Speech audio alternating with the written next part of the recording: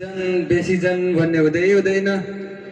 जुनसुकै अवस्थामा पनि आएर आफ्नो बिक्री भने चलिरहन्छ।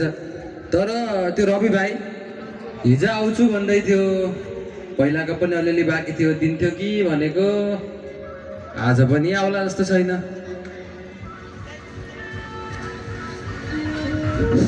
दाइ लास्ट घर भन्छ केही छैन दाइ। ए रवि भाइ त आइस? हजुर दाइ। तेरो त अस्तिको बाँकी छ त बाबु, अस्तिको दिन अनि पाउँछस् है। मा कसम दिइहाल्छु नि दाइ, प्लिज दिन्न, लास्ट एकचोटि मात्रै दाइ, प्लिज दाइ।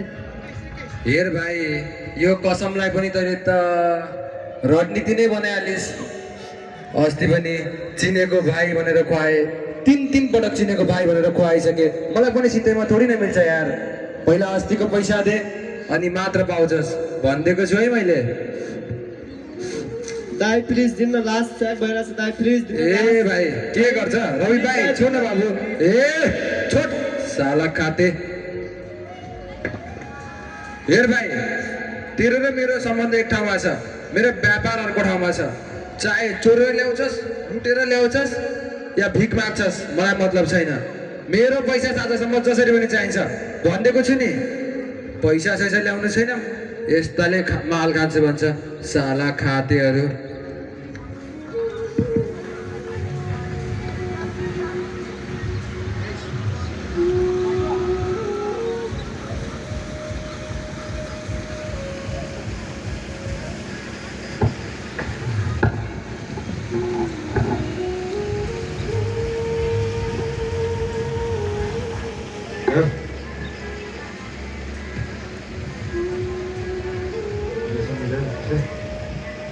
ओहो रवि भाइ। हजुर दाइ। ल ल दाइ। बस यार, रामसँग बस, रामसँग बस, रामसँग बस भनेको। दाइ त्यता आयो तपाईँ? लास्ट घर भन्छ दाइ, केही छैन दाइ। पैसा ल्याउनु छैन दाइ, पैसा छैन दाइ। हेर हामीसँग छ, आज उधारो दिइरहेको छौँ, फेरि त्यसको जस्तो नगरिस् है। हुन्छ दाइ। ल म यहाँ बनाउँदै गर्छु है। भइहाल्छ नि दाइ।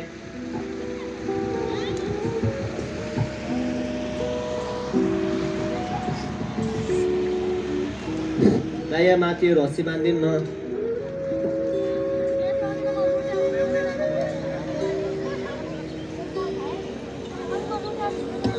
राम्रोसँग गरिदिनु है।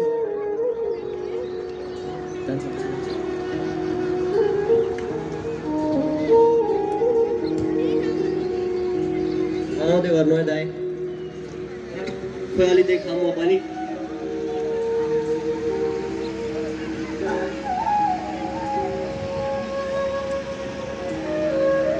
देख्न सक्नुहुन्छ, उठाउनु पनि लाज नलाग्ने। यो हुनुमा कसको दोष छ? घर परिवार, समाज, नगरपालिका, सरकार कस्तो दोष छ? कसैले भन्न सक्नुहुन्छ भने सबैले भनिदिनु होला र म हजुरलाई यस्तो खबर ल्याइ नै रहनेछु। र अहिलेलाई म हजुरहरूको प्यारी सिकाइदिनु।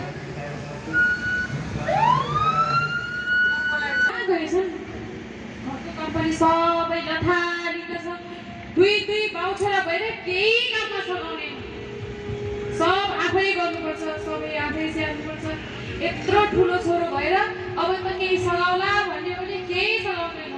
न टाइममा घरमा आउँछ, न खाना टाइममा के हुन्छ।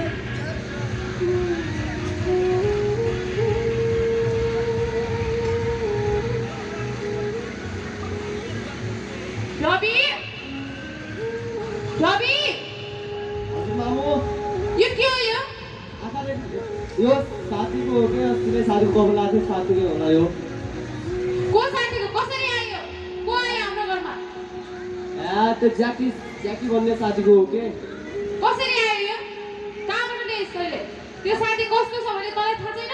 घरमा किन लिएर आएको त्यसलाई? घरमा ल्याएको होइन, त्यसको कपडा लगाएको थियो, त्यही हो। हेर केटा, आज मैले तेरो चाला मलाई ठिक छैन। त कहाँ जान्छस्, के गर्छस्, केही थाहा हुँदैन। बेलुका घर पनि आउँदैनस्, खाना पनि राम्रोसँग खाँदैनस्। के हो कुरो? राम्रोसँग भन् त बाबु। मामु म गएँ अब। होइन, कहाँ जान लाग्यो फेरि? Evening walk. हेर बाबु, मैले भनेको छु, एक्लो छोरो कसैले फसाइदियो भने, कसैले मारिदियो भने के हुन्छ फेरि त नजा बाबु नजा मैले भनेको मान मामु मलाई को के गर्न सक्छ रे हट म गए मामु अरे नजा भन्दैछु गए बाई मामु कस्तो खालको मान्छे रहेछ केही कुरै सुन्दैन आज भने पक्कै केही न केही गडबडी छ यसमा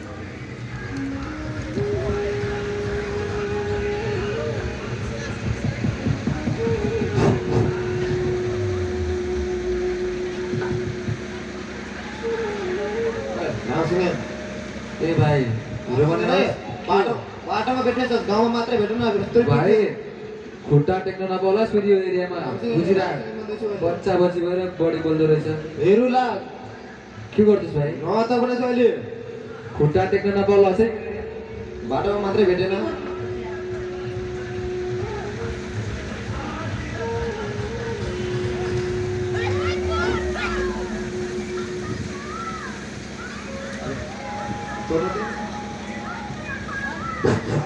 ए भाइ किच्छन निकाल के चोरिस हाँ यसले मेरो मोबाइल चोर्यो खुला खुला पैसा जोड्न थाल्छस् दाइ मेरो मोबाइल माग्दिनु प्लिज दिनुहोस् न। दाइ प्लिज प्लिज दाइ अबदेखि म टिकटक खेल्छु दाइ प्लिज दाइ माग्दिन्न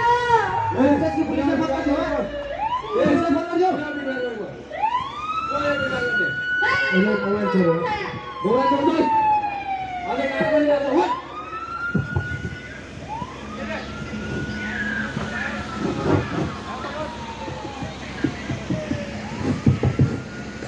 लौरानी हे भगवान के भने त लौरानी ए रमिकामा हैन कहाँ गएछ नि बुढा होइन के भयो किन कराको तपाईलाई थाहा छैन हाम्रो छोराले मार्केट मेलामा चोरी गरेर कसको मोबाइल चोरेको छ अरे पुलिसले फोन गरेको लौरानी होइन के भन्थ्यो म त भने त तामा अब ठिक छैन भनेर घटी भाइ जम्न दिनु भनेर धेरै मायाले फुलफुलेर माटोको छ मुसाले स्कुलमा गएर पढ्नु छैन झगडा मात्र गर्नु छ आगाड क्लासमा ढुल्नु छ ए भगवान् हैन कति पुलिस छोराले पुलिसले लगेको छ छिटो आउन जाउने र छिटो होइन त्यहाँ जानेछ मैले त्यहाँ त आज कस्तो छोरा जन्मेछ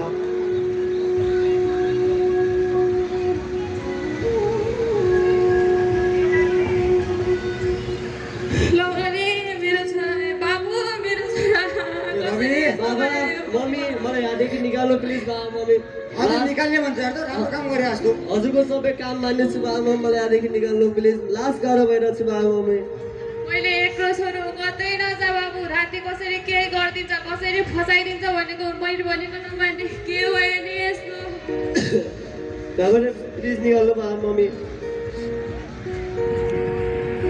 रविकामा तपाईँ हो यी लाउनुहोस् रविको सामान रवि केमा चिन्ता लिनु पर्दैन गाउँमा चोरी गरेर आएको रहेछन् अनि त्यसैमाथि गाँजा चुरो पनि खाँदा रहेछन् तपाईँ यता आउनुहोस् त के भयो सर भन्नुहोस् त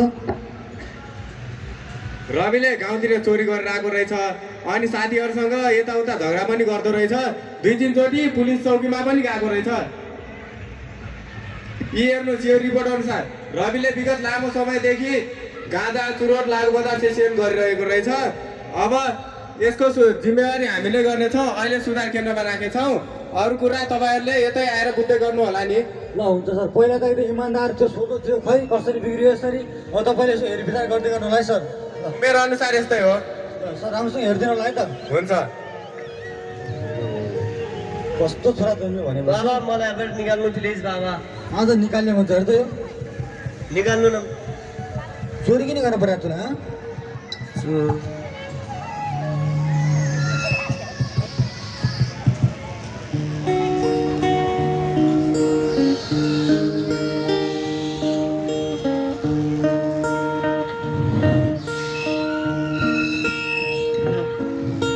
देख्नुभयो नि हिजो सपनाले भरिएका यी आँखाहरूमा आज डर र भयको कालो बादल मडरिरहेको छ हेर्नुहोस् त यी हातहरूले किताब र कपी समाउनु पर्ने थिए तर आज अँध्यारो बाटो समाइरहेका छन् सधैँ मैले जस्तै अफिसको काम काम काम मात्र नभन्नुहोस् घरमा छोराछोरीलाई समय पनि दिनुहोस् कुन बाटो लागिरहेका छन् के गर्दैछन् र कस्तो सङ्गत गरिरहेका छन् भन्ने कुराको ख्याल गर्नुहोस् छोराछोरीको साथी पनि दिनुहोस् सधैँ पैसा दिएर मात्रै मैले त सबै गरेको छु भन्ने कदापि नठान्नुहोस् आज हेर्नुहोस् यो दुःख मेरो घरमा परेको छ भोलि तपाईँहरूको घरमा पनि पर्न सक्छ त्यसैले सबैजना सतर्क रहनु होला आज यो समस्या उहाँहरूको छोराछोरीलाई परेको छ भने भोलि तपाईँहरूको छोराछोरीलाई पनि पर्न सक्छ त्यसैले किशोर किशोरीलाई अपराधी होइन उनीहरूको सुनौलो भविष्य बनाऊ हेर्नुहोस् आज यो घरमा यस्तो अवस्था आउनको कारण चाहिँ के होला यो हुनुमा जिम्मेवारी चाहिँ को होला यो हुनुमा जिम्मेवारी तपाईँ हो र तपाईँ हामी सबै जिम्मेवार छौँ यसमा हेर्नुहोस् जो देखेर पनि चुप बस्छ जो देखेर पनि व्यवस्था गर्छ जो गलतलाई गलत भन्न डराउँछ त्यो पनि दोषी हो हेर्नुहोस् तपाईँ हामी चुप बस्नकै कारणले गर्दा आउने गर्छन् यस्ता समस्याहरू जन्मिने गर्छन् यस्ता समस्याहरू त्यसैले अब नसालाई होइन नयाँ आशालाई बनाऊ सबै मिलेर बनाऊ नसा होइन नसामुक्त जीवन चाहिन्छ नसा होइन नसामुक्त जीवन चाहिन्छ नसा होइन नसामुक्त जीवन चाहिन्छ नसा होइन नसामुक्त जीवन चाहिन्छ नसा होइन नसामुक्त जीवन चाहिन्छ साथी आफ्नो हुन्छ कोला धुँदैन लागु औषध दुर्व्यसनी छुनु हुँदैन एकछिनको रमाइलोले लिन्छ हैजान होस गरौँ बेलैमा पुर्याउँ है ध्यान नरहले नबाध्यताले जीवन खुसी असल स्वभावले नरहले नबाध्यताले जीवन खुसी असल स्वभावले जीवन खुसी असल स्वभावले